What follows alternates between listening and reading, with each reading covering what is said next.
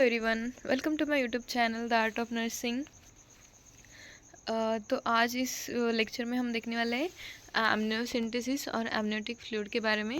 तो चलिए आइए देखते हैं हम। सबसे पहले हम देखते हैं definition of amniotic fluid. Means amniotic fluid क्या होता है और इसके क्या क्या फंक्शंस होते हैं। Clear pale yellow fluid surrounding foetus. तो एमनियोटिक फ्लूइड क्या है? एक क्लियर पेल येलो कलर का एक फ्लूइड होता है जो कि फिटस के सराउंडिंग में प्रेजेंट होता है। Then present inside amniotic sac. और कहाँ पे प्रेजेंट होता है? एक एमनियोटिक सैक। जो भी मदर का होता है उस वहाँ पे में एमनियोटिक सैक प्रेजेंट होता है। और एमनियोटिक सैक में क्या होता है? एमनियोटिक फ्लूइड जो क्या होता है? क्लियर होता है और एक येलो कलर का फ्लूइड होता है। Then it protects foetus during pregnancy. और क्या करता है? फिटस को प्रोटेक्ट करता है प्रेगनेंसी के दौरान। और essential for foetal growth and development. जो भी फिटस की ग्रोथ और डेवलपमेंट है इसके लिए क्या होता है? इसेंशियल होता है। Then formation of amniotic fluid. तो एमनियोटिक फ्लूइड होता है, एमनियोटिक फ्लूइड में एमनियोटिक सैक में प्रेजेंट होता है। देन उसके बाद एक फिटस को प्रोटेक्ट करता है, उसे न्यूट्रिएंट्स प्रोवाइड करता है। तो ये एमनियोटिक फ्लूइड का फॉर्मेशन कैसे होता है तो इसके बारे में देखते हैं हम। It form from maternal plasma initially. जो भी मैटरनल प्लाज्मा होता है उससे क्या होता है? ये फॉर्म होता है। Then later produced by foetal urine. Foetal urine से भी क्या होता है? प्रोड्यूस होता है। Then also from foetal lung secretion. जो भी फिटस का जो लंग है उससे जो भी सिक्रेशन निकलता है उससे भी क्या होता है? एमनियोटिक फ्लूइड फॉर्म होता है। Then constant exchanges with the foetus. तो ऐसे क्या होता है? फॉर्मेशन होता है एमनियोटिक फ्लूइड का। देन हम देखते हैं उसके नॉर्मल वैल्यूज़। तो एमनियोटिक फ्लूइड का नॉर्मल वैल्यू क्या होता है?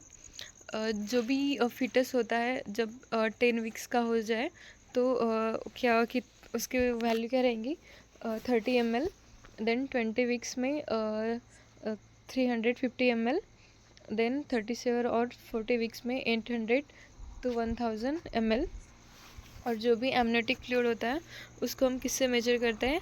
एमनियोटिक फ्लूइड इंडेक्स से। इससे क्या पता चलता है? जो भी मतलब क्वांटिटी क्या है, वॉल्यूम क्या है एमनियोटिक फ्लूइड का। Then function of amniotic fluid.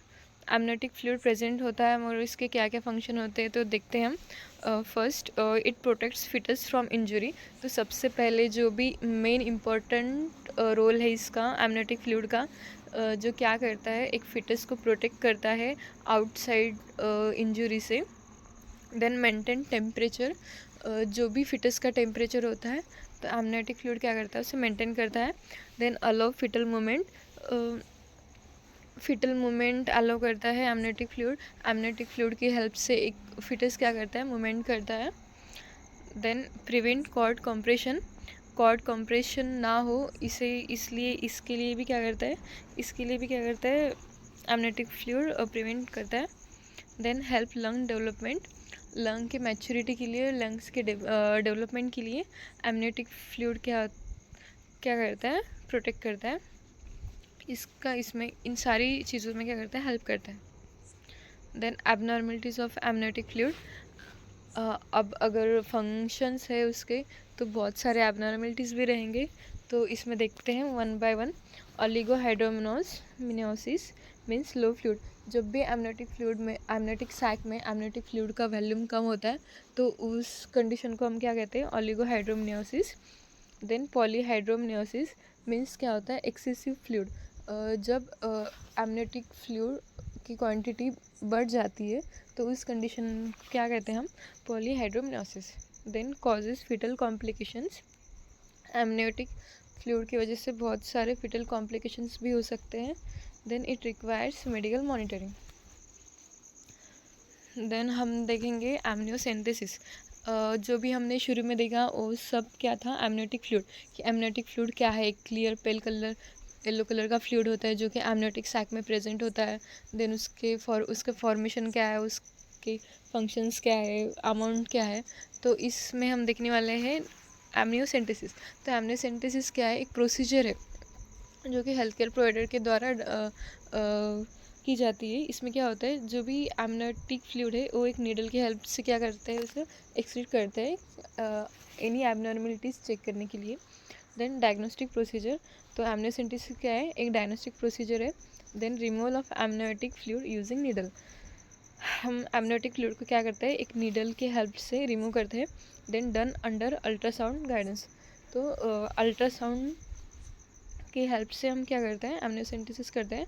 Then usually done after 50 indication of amniocentesis, तो एमनियोसेंटेसिस तो एक डायग्नोस्टिक प्रोसीजर है, मगर हम इसे कब यूज़ कर सकते हैं, तो इसके इंडिकेशन से कुछ इसे देखते हैं। डिटेक्ट जेनेटिक डिसऑर्डर, अगर फैमिली में कोई भी जेनेटिक प्रॉब्लम की हिस्ट्री होगी तो जेनेटिक एबनॉर्मलिटीज़ चेक करने के लिए हम क्या करते हैं, एमनियोसेंटेसिस करते हैं। देन डिटेक्ट क्रोमोसोमल एबनॉर्मलिटीज़, किसी क्रोमोसोमल एबनॉर्मलिटीज़ है या है प्रेजेंस है या नहीं है, इसके लिए भी करते हैं हम।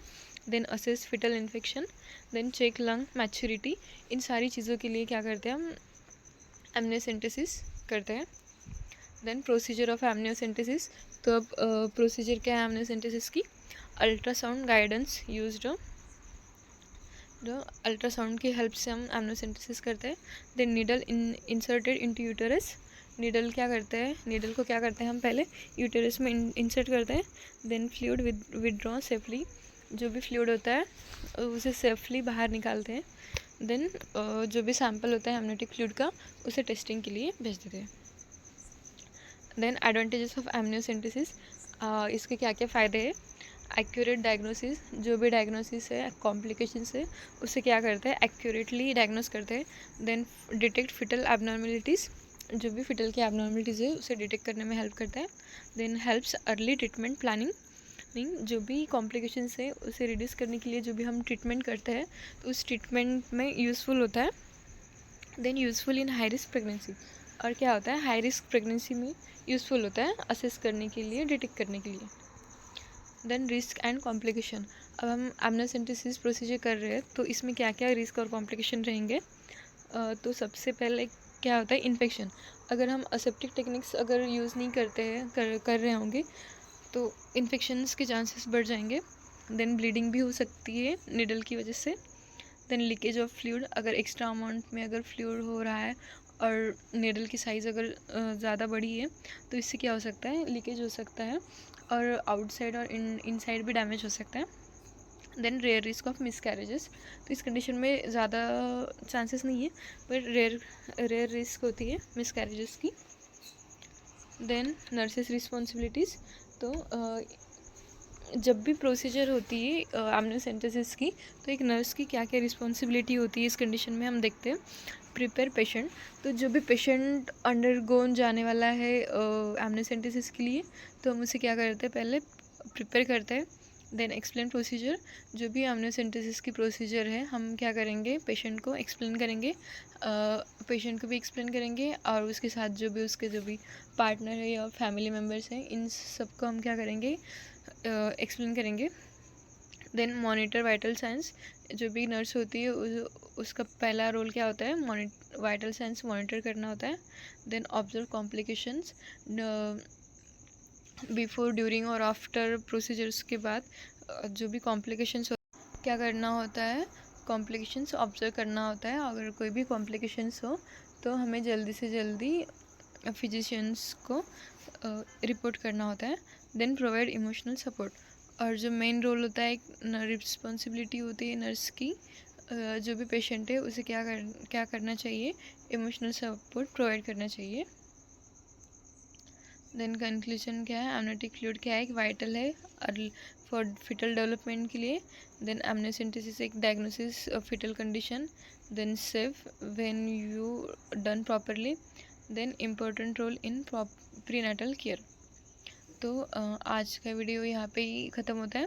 अगर वीडियो अच्छी लगे तो प्लीज़ लाइक कीजिए, सब्सक्राइब कीजिए। Thank you.